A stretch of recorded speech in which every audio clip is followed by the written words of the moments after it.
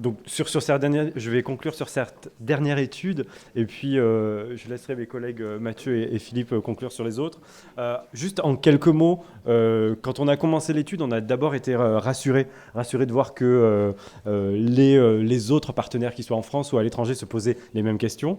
Et on a été aussi rassurés de voir qu'on avait tous le même but, c'est-à-dire essayer de valoriser les données de façon à ce qu'à un moment donné, on arrive quand même au final, in fine, à une solution innovante qui est disponible pour les patients. Et ça, c'est quand même quelque chose de rassurant. J'ai noté le terme de courbe d'apprentissage, et ça, c'est clairement quelque chose qui va nous permettre, et comme disaient certains membres de la table ronde, on a déjà les outils, il suffit juste qu'on les adapte et qu'on arrive à se mettre en musique pour partager des bonnes pratiques, diminuer l'hétérogénéité et vraiment pouvoir s'adapter à cette particularité de la donnée. On a aussi compris qu'il y avait énormément d'enjeux en termes de compétitivité, de rapidité d'accès à la donnée, et c'est en partageant ces pratiques qu'on arrivera collectivement à quelque chose de potentiellement intéressant et qui, encore une fois, arrivera au but ultime qu'on aimerait avoir. Enfin, j'ai compris aussi la notion de temporalité et que les actifs temporaires n'étaient pas tout à fait la même chose que des actifs durables. Et ça, effectivement, les modèles qui existent nous l'ont déjà montré. Et enfin, je conclurai là. On a bien noté que la valeur des données s'articule surtout autour des projets et de l'expertise associée et pas autour du coût de la collecte du kilo de données. Donc ça, je l'ai bien noté. Voilà, donc qui est vraiment un prolongement de ce que tu viens de dire, parce que bien évidemment, le côté valorisation de la donnée, vous avez bien compris qu'il y avait quand même une logique et une circulation entre les différents sujets traités là, depuis maintenant en effet 6 mois.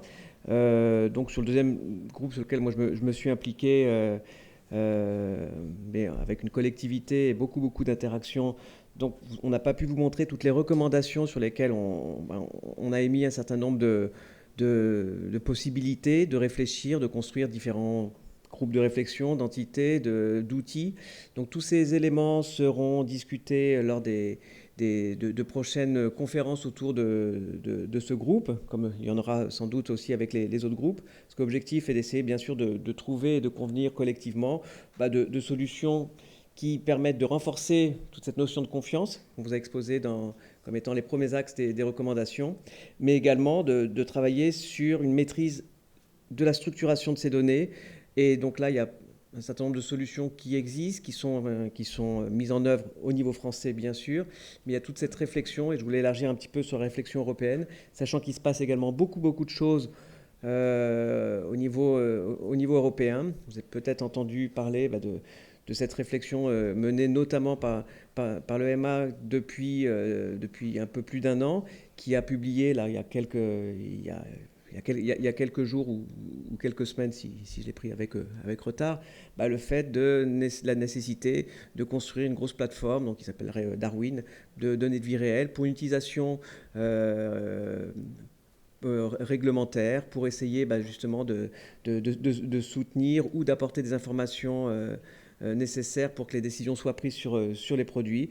Et donc voilà, donc on est complètement dans une démarche finalement qui s'est calée avec les éléments qui ont été lus dans ce rapport récent de l'EMA. Et j'espère qu'on ira un petit peu plus loin, qu'on concrétisera un certain nombre de recommandations que vous allez prochainement voir dans le rapport qui sera bientôt mis à disposition. Donc voilà un petit peu pour les conclusions de ce groupe. S'il n'y avait pas d'autres intervenants.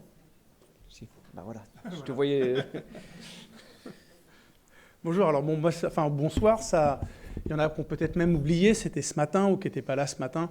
Le sujet était un peu plus technique, c'était autour c'était un benchmark autour de la certification des logiciels comme dispositifs médicaux qui font appel à des méthodes d'apprentissage automatique, donc de l'IA. Voilà, c'était un titre bien long, mais ça nous semblait important. En fait, ces 3 études se sont enchaînées puisque on a constaté quand même récemment la profusion de projets, l'ébullition qu'il y a autour de l'IA, les promesses qui sont faites, qui sont, je pense, réelles. Il y a de réels bienfaits, des résultats immédiats qui seront disponibles grâce aux méthodes d'apprentissage, à l'intelligence artificielle. On a besoin de données pour pouvoir les réaliser, et pour que finalement cet accès aux données soit possible, il faut aussi réfléchir sur les aspects, valorisation. C'est pour ça qu'en fait, ces 3 études ont été lancées. Il y a une continuité entre elles. L'objectif est disons que c'est une modeste contribution. C'est que beaucoup de gens déjà travaillent sur tous ces sujets, mais il nous semblait intéressant de pouvoir mettre ça à disposition de l'ensemble de la communauté, l'ensemble des gens qui travaillent à développer ces solutions. C'est pour ça que ces études vont être disponibles intégralement sur le site d'Avisan, et qu'on souhaite pouvoir poursuivre dans le cadre du CVT, dans le cadre de nos activités à chacun, poursuivre le travail. Alors ça va pouvoir se faire peut-être sous forme de webinaire, sous forme de conférences, de groupes de travail. Là, c'est ouvert, je crois qu'il y a un questionnaire qui va être distribué, et vous pourrez faire part de vos souhaits pour pouvoir continuer. Voilà, donc un grand merci en tout cas d'être venu aujourd'hui, et puis merci aussi aux 3 cabinets. Ça a été aux 2, pardon. Il y a eu 2 plus. Voilà. Ça a été, je pense que c'est quelque chose qui est partagé par l'ensemble des collègues. Ça a été un travail d'équipe extrêmement enrichissant humainement également, voilà, extrêmement intéressant.